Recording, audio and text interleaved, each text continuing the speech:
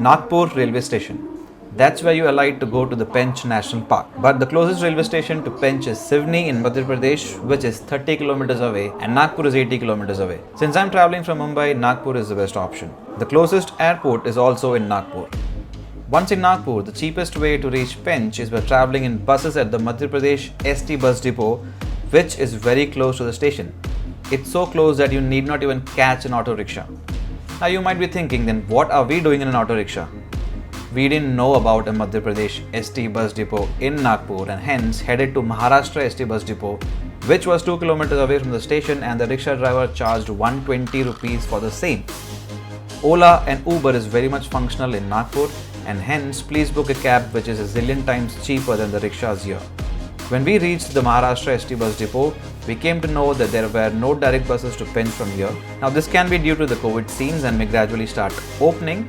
That's when a rickshawala told us that we could get a direct bus from the Madhya Pradesh ST bus depot, and after a year-long debate, he agreed to drop us at 60 rupees. For 2 kilometers, that's still costly. We reached the Madhya Pradesh ST bus depot and found it closed, but there were a few buses lying around which looked like private buses. Now we don't know if it was a government bus that we got into, although they said it was operated by MPSRTC, Madhya Pradesh State Road Transport Corporation. There was no livery on the buses like ST buses usually have, and logo was also missing. Nevertheless, we got in and had to bargain again as they quoted 200 rupees per person, that too for 80 kilometers. Now ST buses are usually not this costly, so we settled at 150 rupees and got no ticket in return. By the way, the bus was way above expectations. It was a sleeper cum sitting coach and was surprisingly clean. Most ST buses are just the opposite of this. If this is really an MPSRTC bus, then the MP transport team is doing a wonderful job, or else Mama banaya meko. It takes between 2 to 3 hours to reach Pench in a bus. The other travel options you have are private buses that charge around 400 rupees per person, private cabs that charge 3000 rupees, and Ola Uber around 2000 rupees. We got down at the junction just before Khwasa, which is one of the main entry gate to Pench National Park. From that junction, our hotel was 3 kilometers, which we plan to walk. Now, you don't get rickshaws or taxis here, so if you're using a public transport, make sure your hotel is at a walking distance from the highway.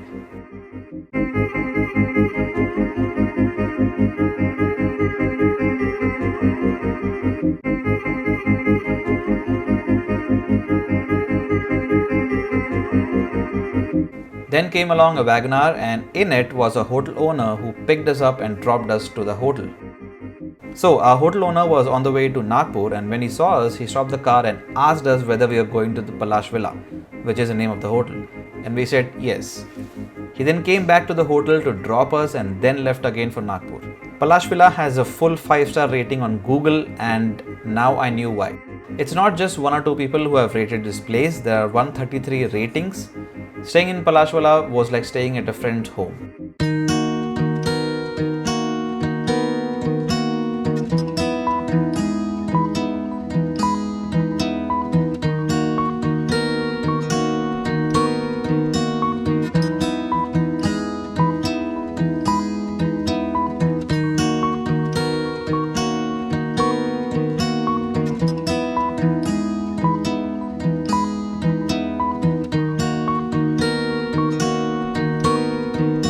Since I will be making a separate video on our stay here, I'll not be discussing much about this place now. Getting to the basics, for 2 people the cost is 4,500 rupees, which includes all meals, and for 4 people it's 7,500 rupees with all meals. There is also a dorm here, and a bed costs 1,800 rupees with all meals. The food here tastes amazing, and over that the homely setup makes it even better. It's a buffet system, so you have ample to eat, and yeah, they also serve desserts. After having a filling lunch, Rushant, the owner's son, who is a very good host, took us to Bavantadi River, which is some 15 kilometers from the property, in his SUV. I will be putting the contact number of Rushant in the description in case you want to come here and stay.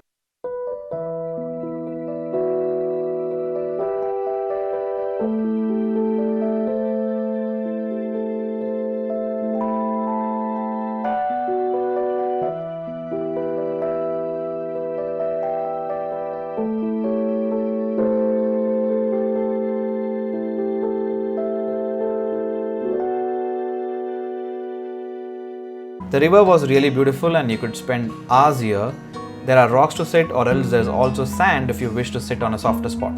If you come in a group, please see to it that you don't talk loudly. Best I would say don't talk at all unless it's necessary. Such calmness and serenity is a luxury in city, and hence enjoy as much of it as you can. Also, don't litter and carry your waste with you. Animals don't need a plastic bottle to drink water.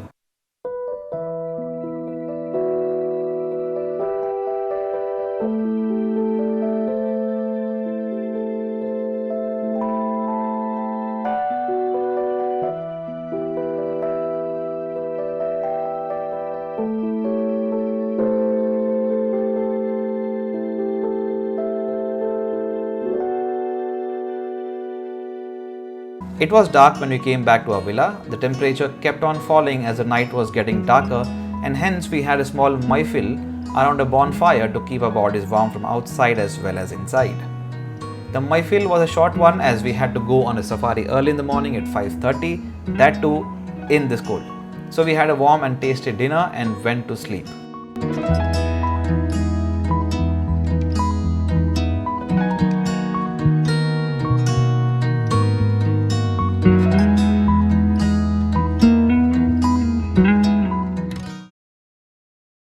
It was 5:45 am and we were 15 minutes late in leaving the property. This was the first time I was doing a wildlife safari and I got to know some basics. So, a national park has 3 zones: core, buffer and transition. Core area is only for animals and no settlements or construction is allowed here. Doing a safari in this zone has a maximum chance of spotting animals. Then comes the buffer zone, which surrounds the core zone, and here you can find limited hotels, forest offices, certain buildings and also small villages. The chances of spotting animals here is also good, but spotting a tiger is less.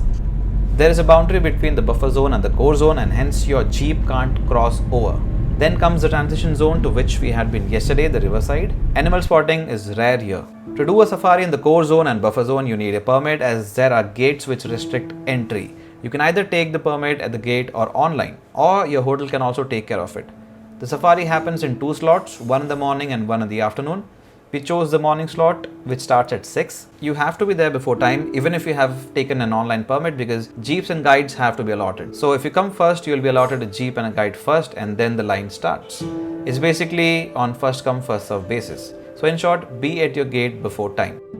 Now, if your hotel is not close to the gate and you don't have a vehicle, then you will have to convey that to your hotel so that they'll arrange for a safari jeep, which will charge you anywhere between 600 to 1000 rupees for pickup and drop.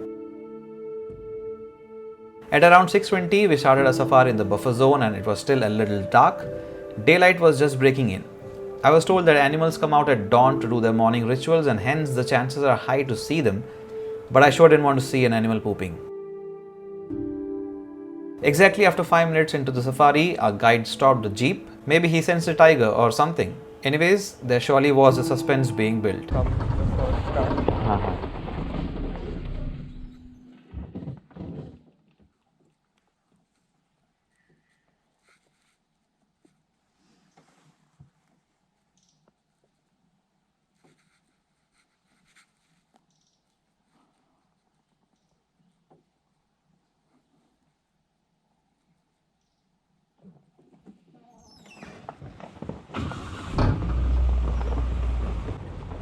Nothing, and our safari continued.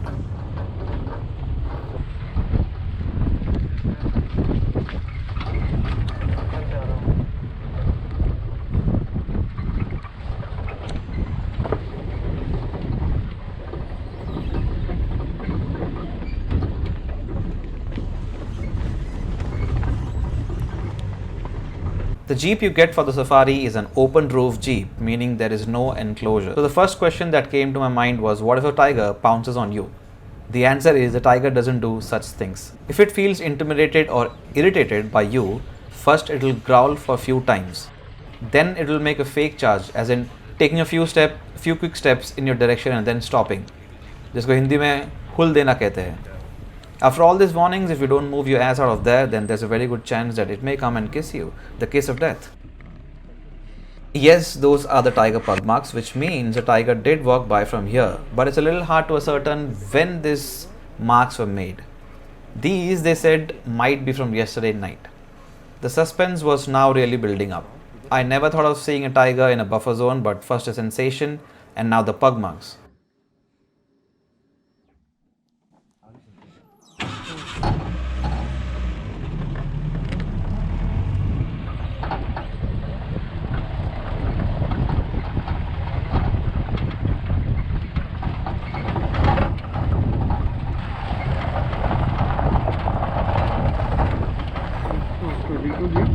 Yes, and it depends on what frame rate you shoot at and what resolution.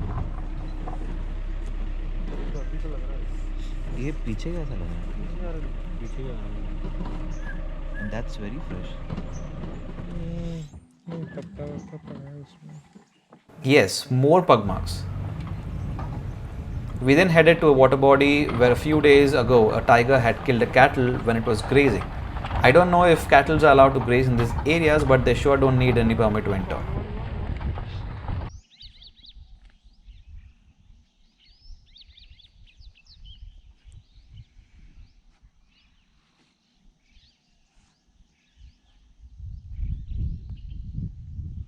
Nothing there as well, and we moved on with our safari.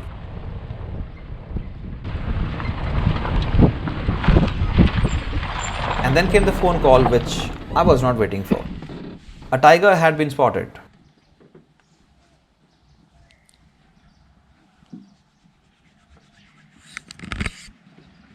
ऐसा लग रहा है कि tiger वगैरह दिख रहा है. Hello, किधर? अच्छा ठीक ठीक.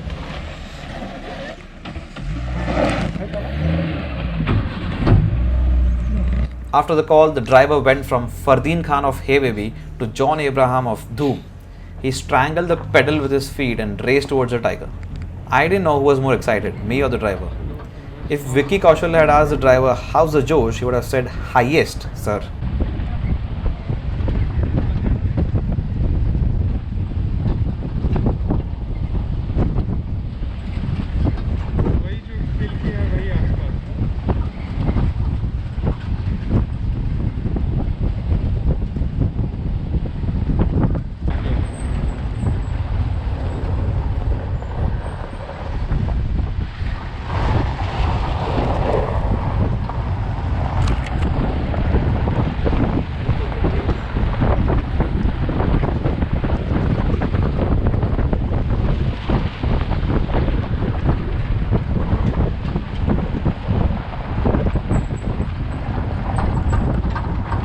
I'm not joking, I suddenly felt like I was in a fucking Rohit Shetty movie. All of my experience playing NFS Hot Pursuit had never prepared me for this. I now know what Deepika Padukone might have felt like when she was chased by the media.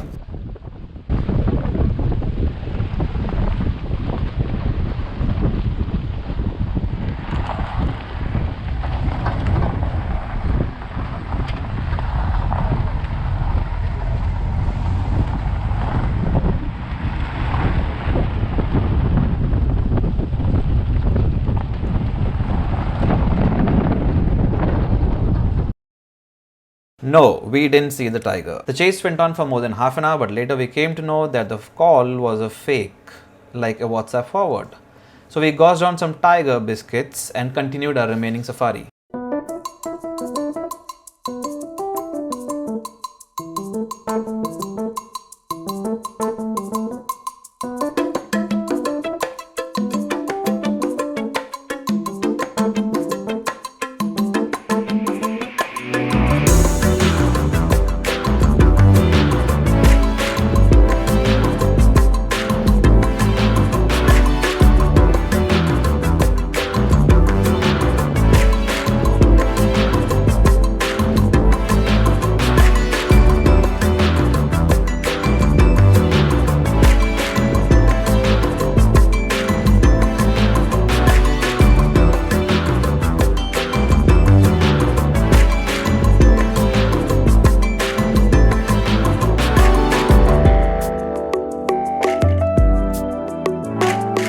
On a serious note, spotting a tiger is completely based on luck, and spotting a tiger in a buffer zone is destiny. That's the reason people do multiple safaris. The drivers and guides are trained locals and are here to help you spot the animals. They are not here to guarantee any sightings. While on the safari, avoid talking as much as possible and you'll enjoy the safari better. Moreover, when you keep on talking among yourselves, the guide may lose interest and just take you around till the time gets over. In the morning, the initial 2 hours of the safari is when you have a good chance of sighting animals. So if you are a chatterbox like me, at least control for 2 hours. Please remember, it's a national park and not a zoo, so try and contain your excitement when you see animals or they will run away. These were the exact words the guide told me when I saw a deer. Last but not the least, the cost of the safari. If you do a safari in the core zone, it will be around 4,500 rupees, and for a safari in the buffer, it's around 3,500 rupees. Now some gates also allow night safari to spot wolves and leopards, which I have no clue about. So if you want to come here for night safari, please do your research. Both morning and afternoon safaris cost the same, but you get an extra hour in the morning. That's all about my trip to Pench. One more place ticked on the list. If you want to see the uncut videos of the safari, please join this channel. And if you like the video, do like, share and also subscribe. That's if you're still watching this part. I know the video is long, so bye.